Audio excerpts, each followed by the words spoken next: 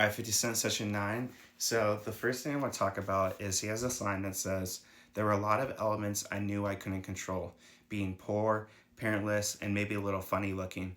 But I was determined that the elements I could control, my appearance and my presentation, were going to make an impression on people." I feel like that's such a good habit to think about because we all kind of have a tendency to dwell on things that we wish we had. Maybe it's something regarding our looks, or maybe we wish we were born into like a rich family, or we had a certain connection.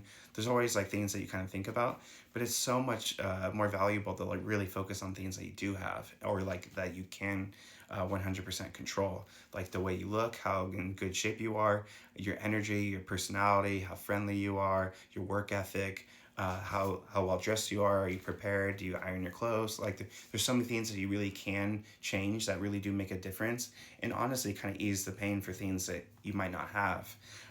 So that was really good.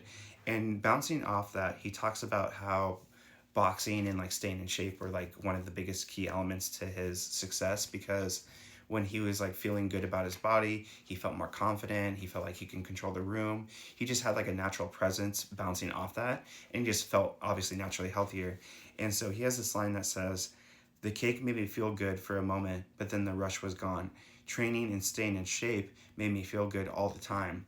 I feel like that kind of goes with anything, like, but eating is a great example where cake makes you feel good and like you really enjoy it in that moment, but it's very short and it goes away. And in the long run, it kind of like obviously gives you calories and like you get a lot unhealthier. You don't feel as like your energy is a little bit lower. So in the long run, it really doesn't help you. So, and you can think about that with everything. Like you obviously should have fun, but when you go out and like party, you're obviously going to be hungover. It's not going to be the best for your body, and so like long term, it's not going to be that fun. But you do have to give and take, of course.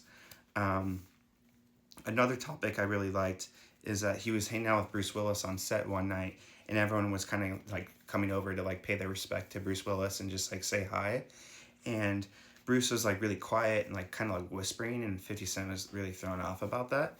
And he asked him later that night when it was just them, and he basically responded to them and said, "Whenever you're around a lot of people and everyone's trying to be heard, the secret is to speak as softly as possible.